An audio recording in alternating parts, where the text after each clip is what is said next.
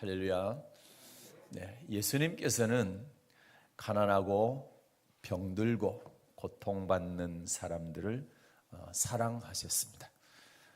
그 중에 마리아와 마르다와 나사로라고 하는 삼남매도 예수님께서 지극히 사랑했던 사람들이었습니다.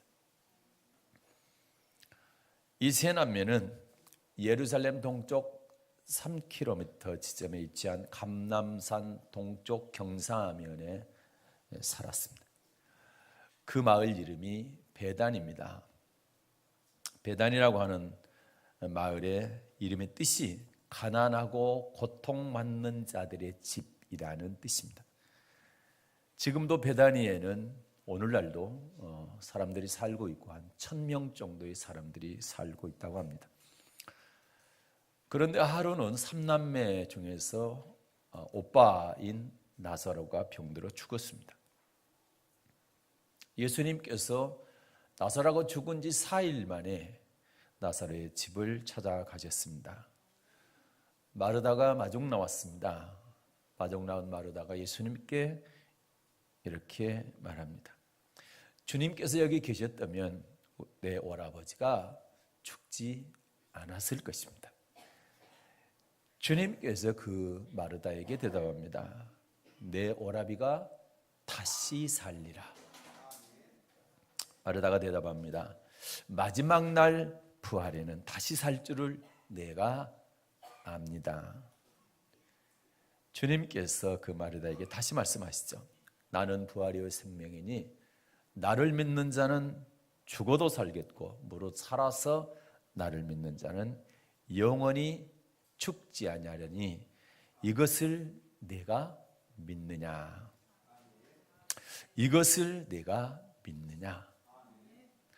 그래서 오늘은 복음서입니다. 요한복음 11장 17절부터 26절 말씀을 중심으로 이것을 내가 믿느냐라는 제목으로 함께 은혜를 나누고, 여러분도 저도 마찬가지입니다. 우리 주님께서 이것을 내가 믿느냐라고 물으실 때 이것에 대해서 잘 알고 믿으시는 복된 여러분 되시기를 주님의 이름으로 축복합니다. 먼저 본문입니다. 요한복음 11장 17절부터 26절 말씀을 다 함께 받들어 읽겠습니다. 예수께서 와서 보시니 나사로가 무덤에 있은지 이미 나흘이라.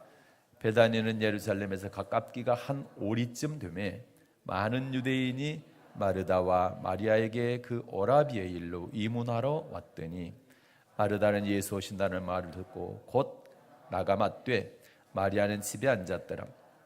마르다가 예수께 여짜오되 주께서 여기 계셨다면 내 오라비가 죽지 아니하였겠나이다. 그러나 나는 이제라도 주께서 무엇이든지 하나님께 구하시는 것을 하나님이 주실 줄을 아나이다. 예수께서 가라사대 내 오라비가 다시 살리라. 마르다가 가로되 마지막 날 부활에는 다시 살 줄을 내가 아나이다. 예수께서 가라사대 나는 부활이요 생명이니 나를 믿는 자는 죽어도 살겠고 무릇 살아서 나를 믿는 자는 영원히 죽지 아니하리니 이것을 내가 믿느냐? 아멘. 이것을 내가 믿느냐? 여기서 이것이 뭡니까?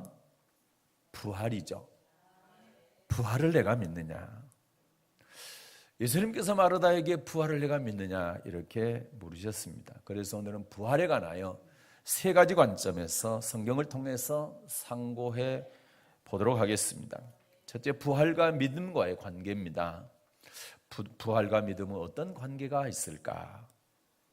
부활에 관해서 가장 자세히 설명한 성경 말씀이 고린도전서 15장입니다.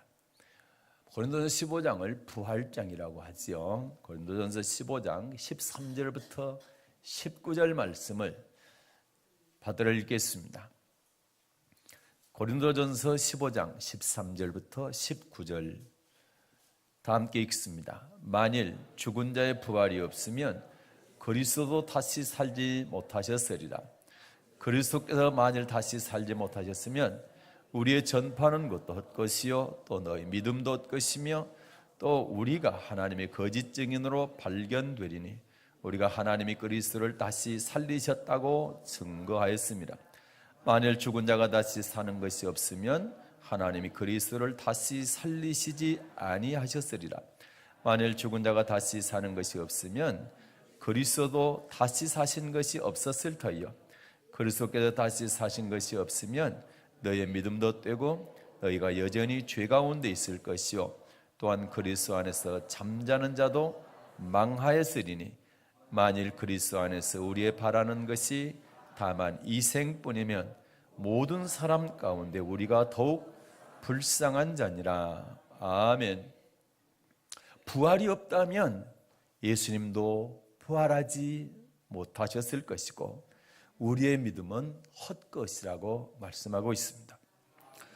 부활이 없다면 예수 믿다가 죽은 성도들, 곧 잠자는 성도들 망했을 것이라는 겁니다.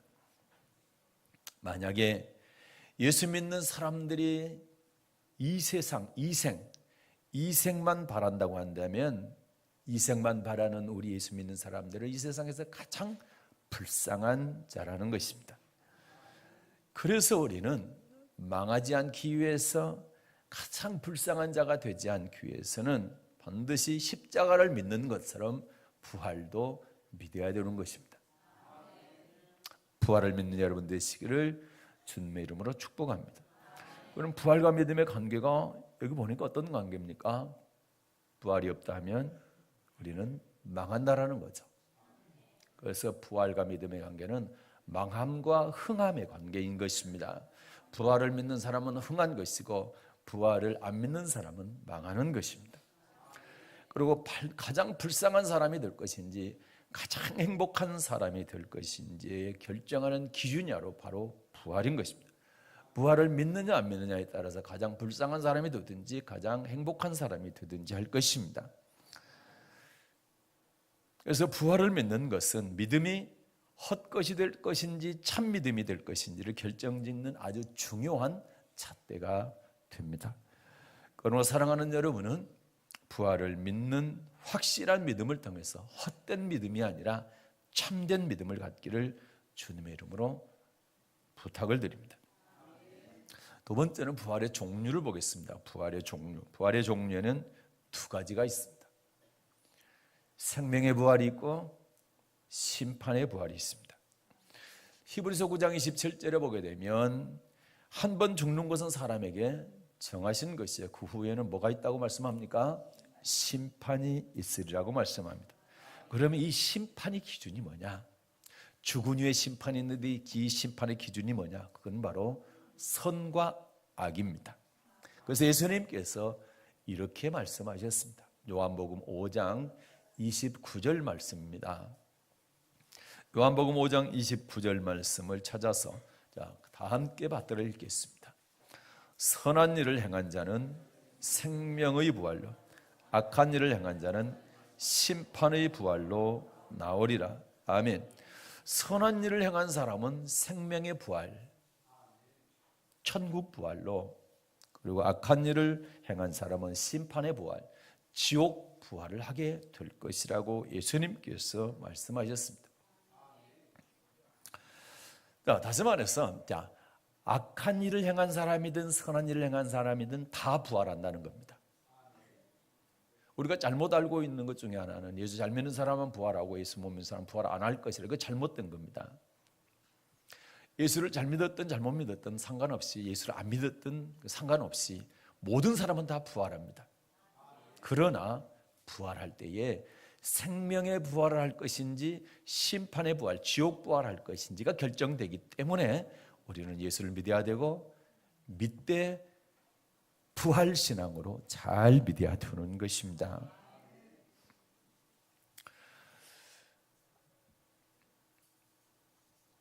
예수 믿고 선한 일을 행한 사람은 생명의 부활, 천국 부활.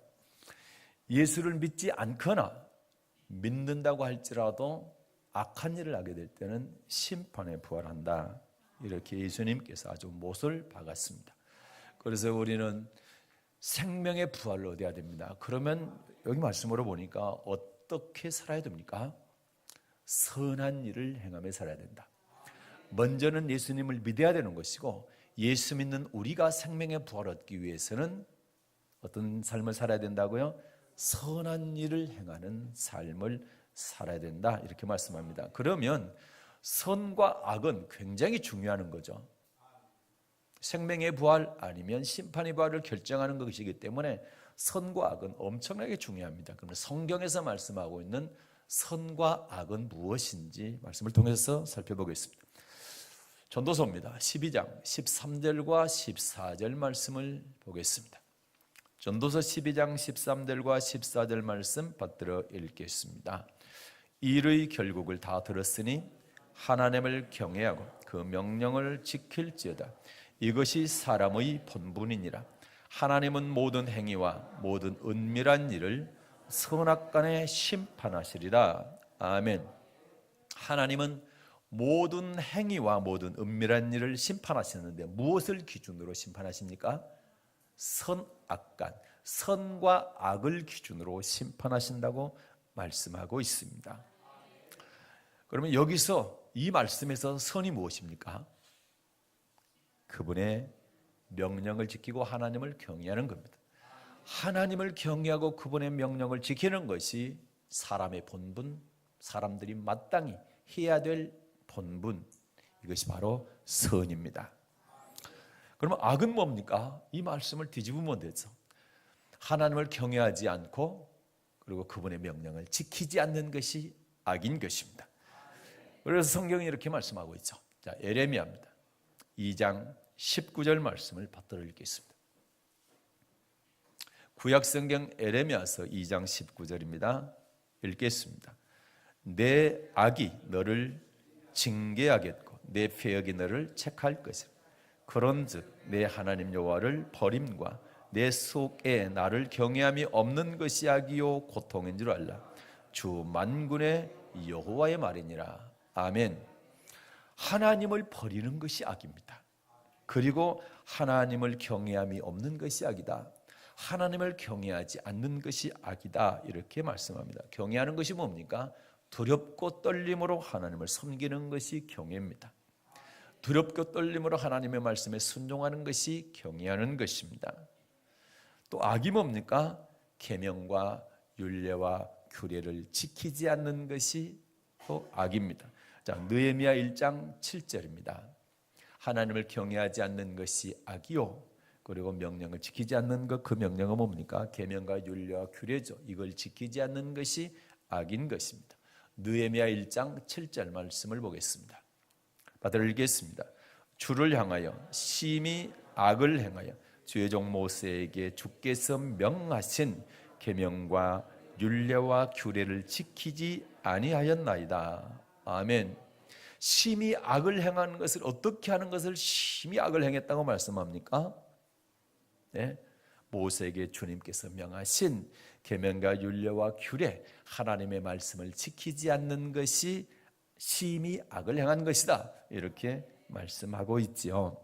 자, 시편 119편 53절 말씀도 보겠습니다. 시편 119편 53절 말씀도 받아 읽겠습니다. 주의 율법을 버린 악인들을 인하여 내가 맹렬한 노에 잡혔나이다. 아멘. 여기서 악인들, 어떤 사람들을 악인들이라 했습니까? 주님의 율법을 버린 사람들, 하나님의 말씀을 버린 사람들.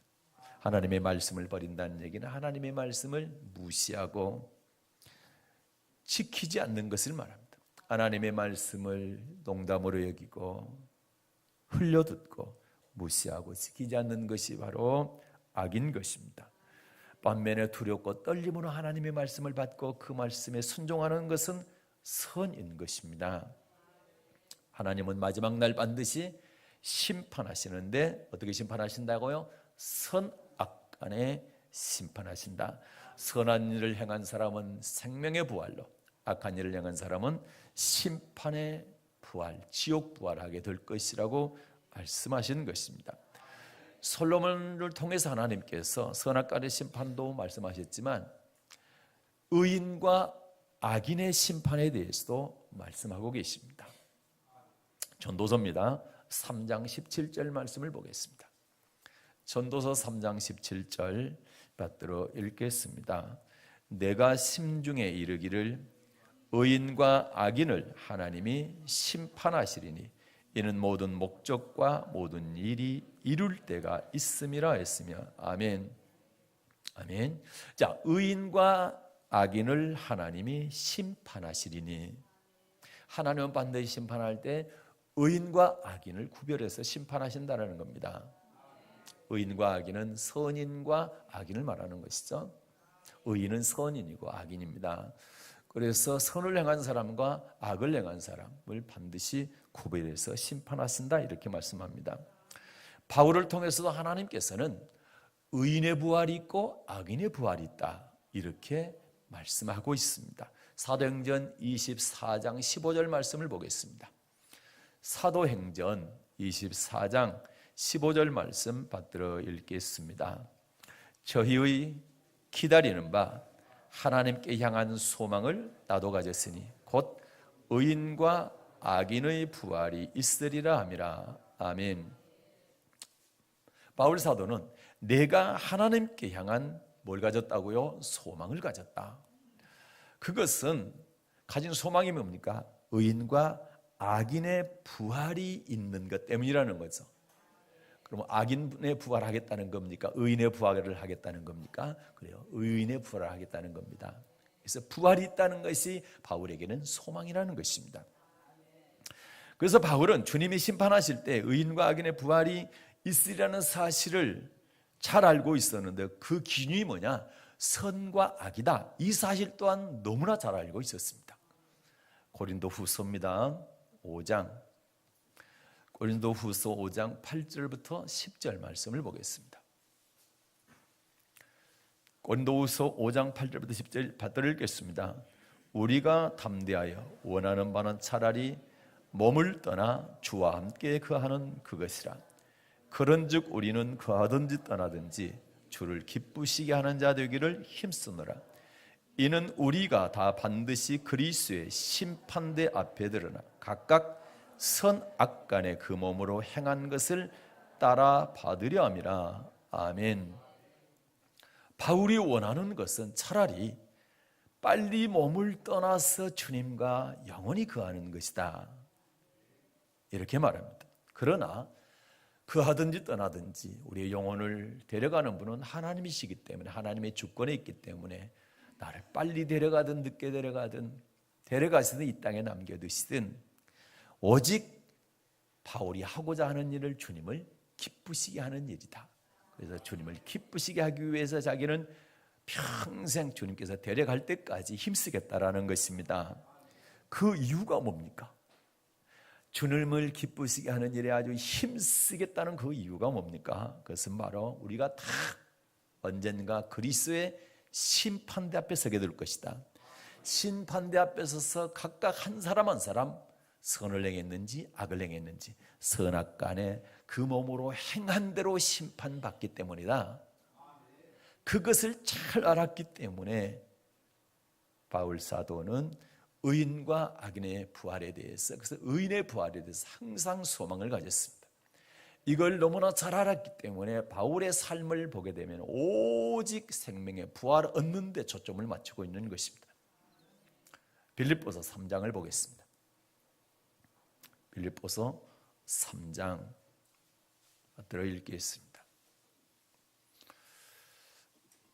네, 지금 쇳소리가 약간 나는 것 같아요. 방송실 조정 조금 해보세요.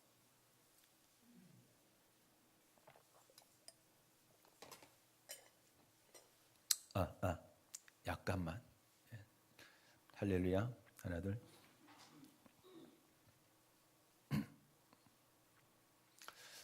네, 빌립보서 3장 10절부터 14절 말씀을 받들어 읽겠습니다. 내가 그리스도와 그 부활의 권능과 그 고난의 참여함을 알리하여 그의 죽으심을 본받아 어찌하든지 죽은 자 가운데서 부활에 이르리 하노니 내가 이미 얻었다 함도 아니요 온전히 이루었다 함도 아니라 오직 내가 그리스도 예수께 잡힌 바 된 그것을 잡으려고 쫓아가노라. 형제들아, 나는 아직 내가 잡은 줄로 여기지 아니하고 오직 한 일, 즉 뒤에 있는 것은 잊어버리고 앞에 있는 것을 잡으려고 푯대를 향하여 그리스도 예수 안에서 하나님이 위에서 부르신 부름의 상을 위하여 쫓아가노라. 아멘. 바울의 삶의 목표가 뭐였습니까? 오직 하나 있습니다. 뭐였습니까? 11절에 보니까 어찌하든지 죽은 자 가운데서 부활에 이르려 한다. 어찌하든지 부활하고자 한다. 어떤 부활입니까? 의인의 부활, 생명의 부활하고자 한다. 14절을 보게 되면 위에서 부르신 부름의 상을 위하여, 위에서 부르신 부름의 상은 천국의 상입니다. 천국 들어가는 상입니다. 이걸 위해서 바울은 달려간 겁니다. 이 생명의 부활을 위해서 이미 얻은 것 아니다.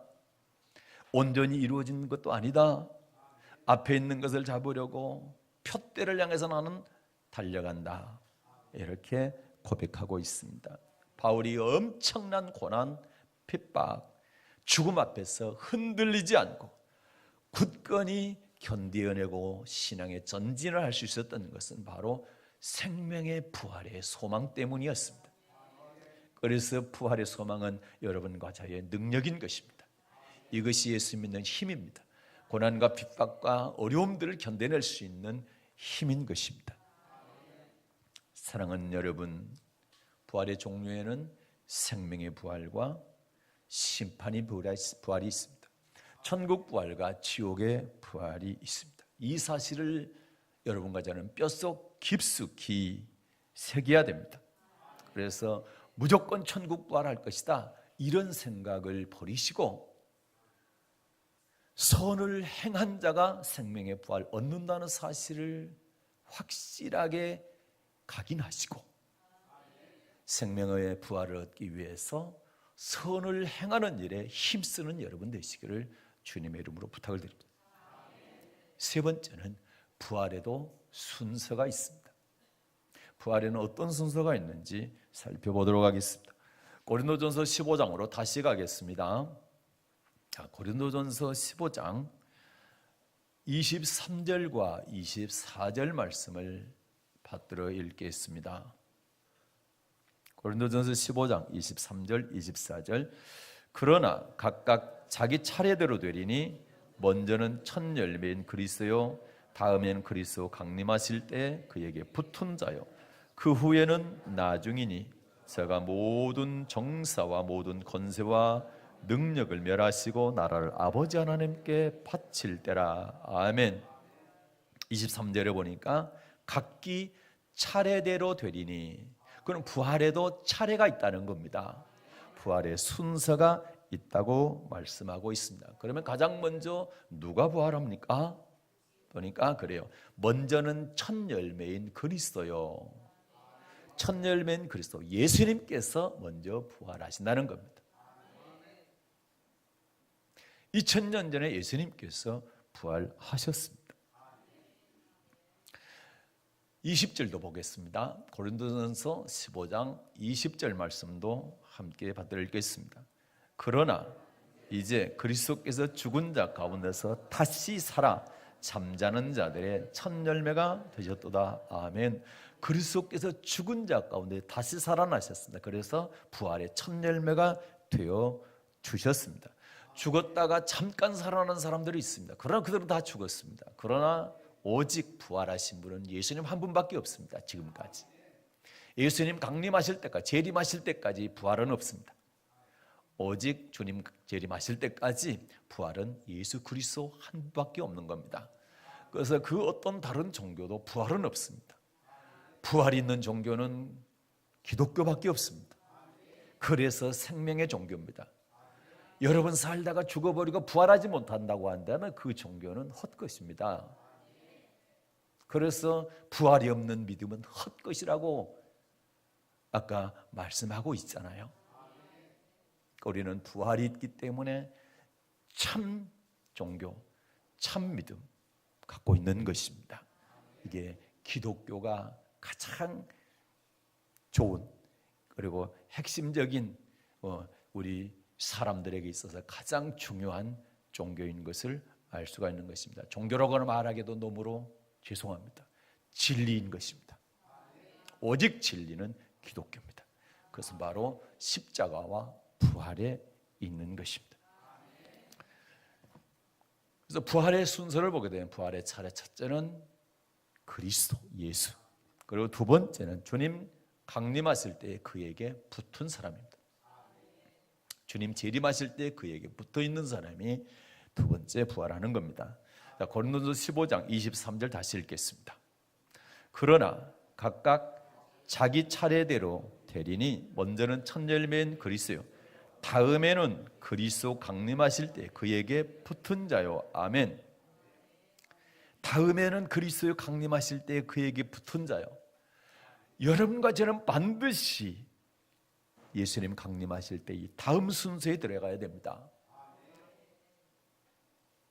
그런데 그 붙어 있는 사람들도 순서가 있습니다.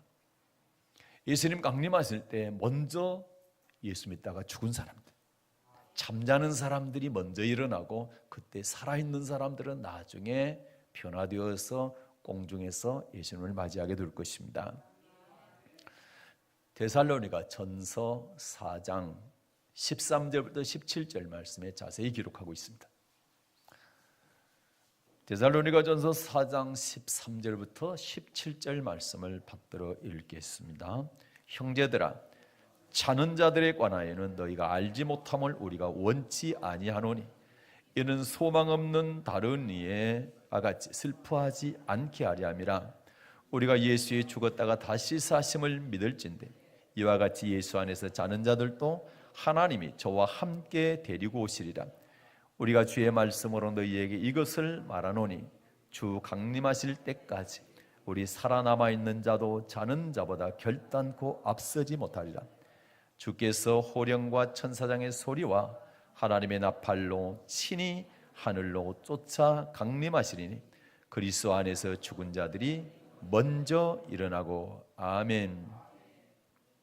그리스도 안에서 죽은 자들이 먼저 일어난다. 산 자보다 죽은 자가 먼저 일어난다. 누구 안에서 죽은 자요?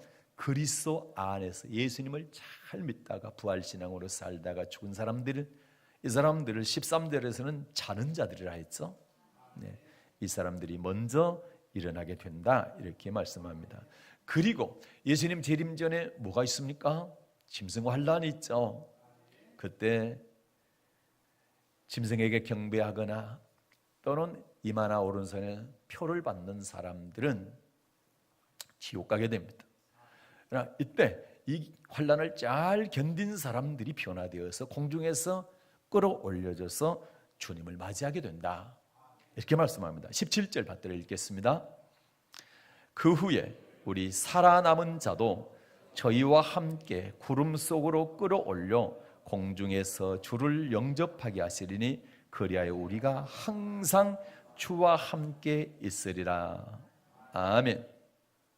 그래서 여러분 어떻습니까? 주님 재림하기 전에 이런 환란이 있는데 이 환란을 이길 수 있는 믿음으로 살아야 됩니다. 그러한 신앙으로 살아야 됩니다. 그러면 그 시대가 아니고 그 전에 죽은 사람들, 여기 먼저 잠자는 사람들이 있어. 이 사람들도 그런 신앙으로 살다가 죽게 될 때에 먼저 일어나게 된다. 이렇게 말씀하고 있는 겁니다. 그런데 이제 중요한 거는 뭡니까? 주님께 붙어 있는 자입니다. 주님께 붙어 있어야, 주님께 붙어 있다가 먼저 잠자는 자들이 일어나고, 그리고 주님께 붙어 있다가 주님 강림하실 때 살아남은 자가 끌어올려지게 되고, 그렇기 때문에 주님께 붙어 있다는 게 굉장히 중요하죠. 그래서 우리 여러분과 저는 주님께 붙어 있어야 될 줄로 믿습니다. 그러면 주님께 붙어 있다라는 뜻이 무엇이냐? 자, 요한복음입니다. 15장. 요한복음 15장 1절부터 4절 말씀을 보겠습니다. 복음서입니다. 요한복음 15장 1절부터 4절입니다. 내가 참 포도나무요 내 아버지는 그 농부라. 물은 내게 있어 과실을 맺지 아니하는 가지는 아버지께서 이를 제해버리시고 무릇 과실을 맺는 가지는 더 과실을 맺게 하려 하여 이를 깨끗게 하시느니라. 너희는 내가 일러준 말로 이미 깨끗게 하였으니 내 안에 거하라 나도 너희 안에 거하리라. 가지가 포도나무에 붙어있지 아니하면 절로 과실을 맺을 수 없음 같이 너희도 내 안에 있지 아니하면 그러하리라. 아멘.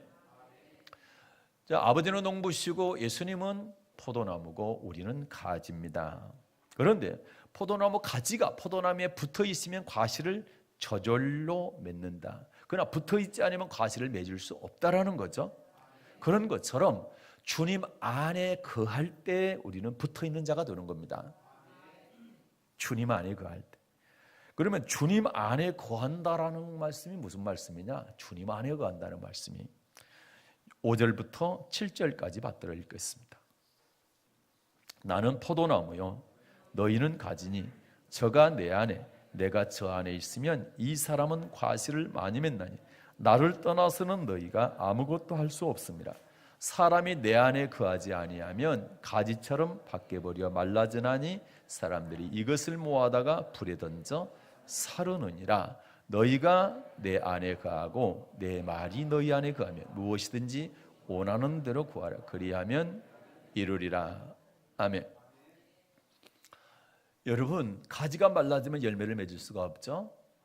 열매 맺지 않는 가지는 농부가 어떻게 한대요? 그것을 불에 사른다. 그러면 여러분 가지는 반드시 과실을 맺어야 되죠. 그런데 너무 감사한 것은 어떻게만 하면 과실을 저절로 맺는다고요? 그래, 붙어만 있으면, 포도나무에 가진 우리가 붙어만 있으면 과실은 저절로 맺는 것이다. 그러면 농부인 아버지가 관리를 더 많은 과실을 맺을 수 있도록 관리를 더 잘해 주신대요. 얼마나 감사합니까? 그러면 무조건 붙어 있어야 되겠죠? 근데 붙어 있는 것이 뭐라고요? 주님 안에 거하는 것이다. 내가 내 안에, 너희가 내 안에. 자, 너희가 내 안에, 내가 너 안에. 그러면 주님이 내 안에 거하신다는 얘기는 7절에 보니까 뭡니까? 내 말이 너희 안에 거하면, 주님의 말씀이 우리 안에 거한다는 얘기는 우리가 주님의 말씀 따라간다는 얘기입니다. 주님의 말씀에 순종한다는 것입니다. 그것이 바로 붙어있는 것이고, 그렇게 붙어있는 사람, 주님의 말씀에 순종하는 사람은 과실을 저절로 맺을 수가 있다. 그래서 주님 강림하시게 될 때에 그래야 들림받게 되는 겁니다. 부활, 생명의 부활을 얻게 되는 것입니다. 그래서 부활의 순서를 보니까 부활의 첫 열매인 예수님께서 먼저 부활하셨고, 그 다음에 주님께서 강림하실 때, 재림하실 때 그에게 붙어있는 사람, 그 중에서도 먼저 잠자는 사람들이 먼저 일어나고 그때 살아있는 사람 가운데 끝까지 환난을 이겨낸 사람들이 변화되어져서 공중에서 예수님을 맞이하게 될 것입니다. 그 다음 순서는 어떻게 됩니까? 자, 고린도전서 15장 23절과 24절 말씀을 받들어 읽겠습니다. 고린도전서 15장 23, 24절 받들어 읽겠습니다. 그러나 각각 자기 차례대로 되리니 먼저는 첫 열매인 그리스도요, 다음에는 그리스도 강림하실 때 그에게 붙은 자요, 그 후에는 나중이니 제가 모든 정사와 모든 권세와 능력을 멸하시고 나라를 아버지 하나님께 바칠 때라. 아멘. 24절에 보니까 그렇죠. 그 후에는 나중이니, 먼저는 첫 열매인 그리스도, 그 다음에 그에게 붙은 자, 그 다음에 그 후에는 나중이다. 그 후에는 나중. 이 그 후에 나중이라는 말씀이 바로 천년왕국 이후를 말하는 것입니다. 요한계시록 20장 7절부터 15절입니다. 요한계시록 20장 7절부터 15절 말씀을 받들어 읽겠습니다. 천년이 참에 사단이 그 옥에서 놓여 나와서 땅의 사람 백성 곧 곡과 마곡을 미혹하고 모아 싸움을 붙이리니 그 수가 바다 모래와 같으리라. 저희가 지면에 널리 퍼져 성도들의 진과 사랑하시는 성을 도르매 하늘에서 불이 내려와 저희를 소멸하고 또 저희를 미혹하는 마귀가 불과 유황못에 던지우니 거기는 그 짐승과 거짓 선지자도 있어 세세토록 밤낮 괴로움을 받으리라. 또 내가 크고 흰 보좌와 그 위에 앉으신 자를 보니 땅과 하늘이 그 앞에서 피하여 간데 없더라. 또 내가 보니 죽은 자들이 무론데스와 그 보좌 앞에 섰는데 책들이 펴있고 또 다른 책이 펴졌으니 곧 생명책이라. 죽은 자들이 자기 행위를 따라 책들에 기록된 대로 심판을 받으니 바다가 그 가운데서 죽은 자들을 내어주고 또 사망과 음부도 그 가운데서 죽은 자들을 내어주매 각 사람이 자기의 행위대로 심판을 받고 사망과 음부도 불못에 던지우니 이것은 둘째 사망 곧 불못이라. 누구든지 생명책에 기록되지 못한 자는 불못에 던지우더라. 아멘. 천년왕국과 천년왕국 후의 모습을 설명하고 있습니다. 천년 동안 무적행의 사단이 잡혀 있죠. 갇혀 있죠. 그러다가 노임을 받게 됩니다. 그리고 성도를 미혹하고 싸움을 하게 됩니다. 그 다음에 미혹하는 마귀가 불과 유황못에 던져지게 됩니다. 사망과 음부도 그 가운데서 죽은 자들을 내어주게 됩니다. 하나님이 각 사람의 행위대로 심판을 하십니다. 그 사망과 음부가 둘째 사망 곧 불못 지옥에 던져지게 됩니다. 누구든지 생명책에 기록되지 못한 사람들은 다 불못 지옥에 들어가게 됩니다. 그런데 여기서 지옥이라 하지 않고 둘째 사망 그랬죠. 그래서 지금 둘째 부활이라는 단어는 성경에 없습니다. 그런데 둘째 사망이라는 단어가 있는 걸로 보아서 둘째 부활이 있다는 것을 우리는 알 수가 있습니다. 그래서 첫째 부활은 예수님 재림할 때 그에게 붙은 자가 부활이 첫째 부활입니다. 둘째 부활은 천년왕국 후에 부활이 둘째 부활이라는 사실을 알 수가 있는 것입니다.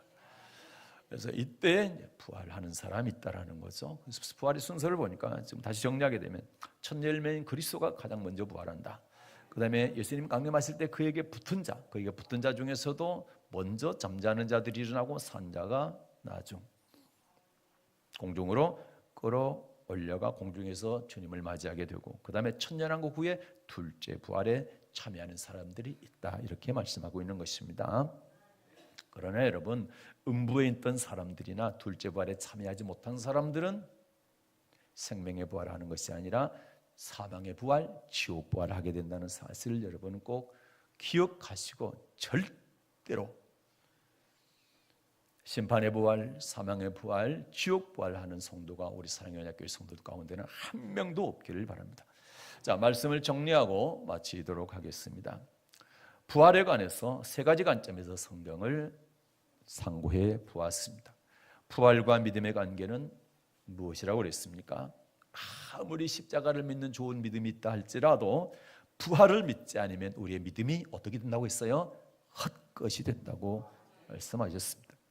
그리고 만약에 우리가 바라는 것이 이 땅만 바라본다고 한다면 가장 불쌍한 사람이다. 그래서 반드시 하늘을 바라봐야 된다. 천국을 바라봐야 된다. 생명의 부활 얻는 것을 바라봐야 된다. 이렇게 말씀하고 있습니다. 두 번째, 부활의 종류는 어떤 종류가 있습니까? 생명의 부활이 있고 심판의 부활이 있다. 어떤 사람이 생명의 부활을 얻습니까? 선한 일을 행한 사람이 예수님을 믿고 예수님의 말씀에 순종하는 사람, 그 사람이 선한 일을 행한 사람인데 그 사람의 생명의 부활을 얻게 되고, 악을 행한 사람, 하나님을 경외하지 않고 하나님의 말씀을 버리고 지키지 않는 사람들은 심판의 부활, 지옥 부활한다고 말씀하고 있는 것입니다. 부활에는 순서가 있다고 했습니다. 예수님께서 부활의 첫 열매가 되어 주셨습니다. 그리고 예수님 재림하실 때에 그에게 붙은 자, 그 중에서도 먼저 예수를 잘 믿다가 잠자고 있는 사람들, 죽은 자들이 먼저 일어나게 되고, 그때 강림하실 때 짐승 환난을 끝까지 잘 견디는 사람들이 변화되어져서 공중으로 끌어올려가 주님을 맞이하게 된다고 그랬습니다.